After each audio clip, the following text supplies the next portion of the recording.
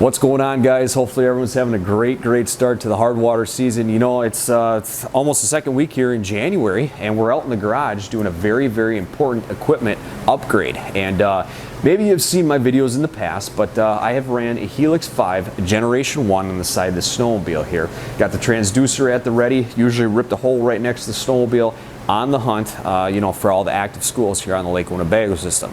You know, one thing I've noticed about the Helix 5, and this has been a great unit, haven't had one issue with it whatsoever, but one thing I noticed is that there was a noticeable lag on this from the time I ripped my bait to the time that the unit actually responded. So with that, we have the Helix 7 G2N sitting right next to that.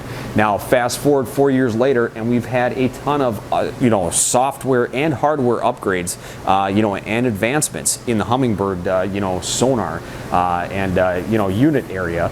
And now I'm not going to get that lag, but I'm also going to get some great new features, including chirp.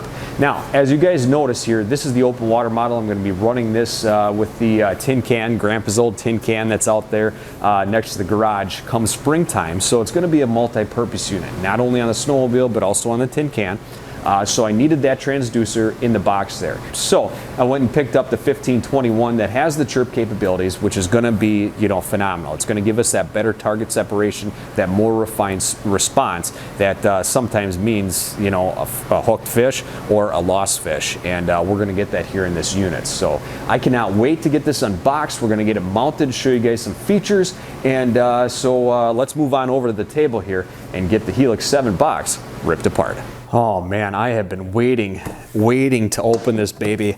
I mean, the thing is still completely sealed. I have no idea what's in this box besides a very cool piece of equipment. So let's crack it open here. Try not to cut myself, right? Oh man. Oh, here we go. So, as you first open this box, opening upside down, I guess. Oh, well, maybe we won't get to, there we go.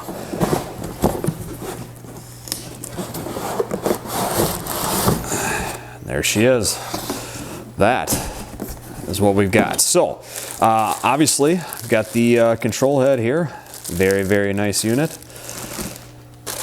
We've got the mounting portions for the transducer. That we're going to set aside until the spring. The power cord we may need, depending on the mounting options, but we'll also need the gimbal mount here. And all the screws there. And then we've got some information and stuff like that. On the back of this, because this is the G2N, we have the hookups for the networking capabilities. And hopefully I'll be utilizing that as time goes on. But the basic models without the G2N only have 3 plugs on the back. So just something to note on that. So we're going to keep all this plastic on here. You know, there's no reason why I need to take it off. But oh man, I cannot wait to get this thing put on the snowmobile. It is so darn close. Unfortunately, this ram mount does not like a Humminbird gimbal mount, but we're going to make do. So I'm going to get that drill, ream those out, and we'll go from there. Okay, well, unfortunately, I do not have a bigger drill bit.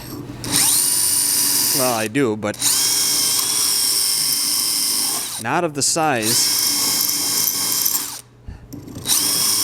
that would go through this. That's not the correct way to drill. I know. Let's see here. Now, I did add the other one. We're making a YouTube video, so we gotta make it official, right? So, all right. That's as close as it's gonna get.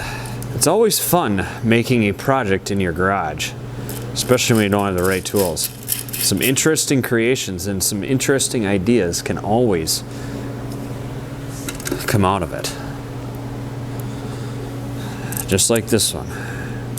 But you know what? We're going to have one heck of a solid base once we get these tightened down. The bolts trimmed off. You always got to go as tight as possible, right? If you break a bolt, you know you've gone too far. All right.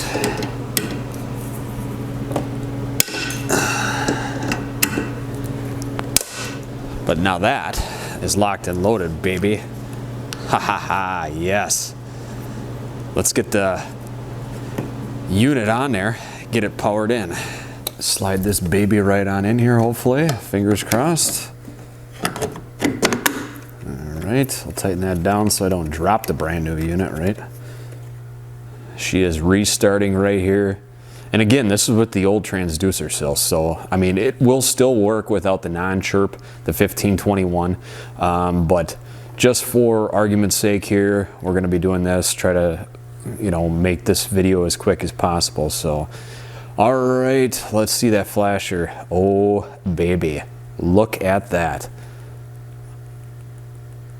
I can just feel that transducer popping right here, but let's just take a peek here. Again, I haven't set up anything whatsoever. We got the RTS window right here. We have the classic sonar view here, and then we have the, obviously, the dial view, so to speak.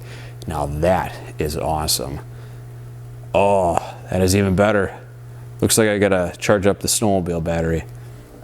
So talking about the ram mount here, this is what, you know, I obviously had the Helix 5 on, but I've used ram mounts for so many different things. They are so well constructed, and they haven't let me down yet, which is why I keep running them. This one is the 12-inch horizontal swing mount.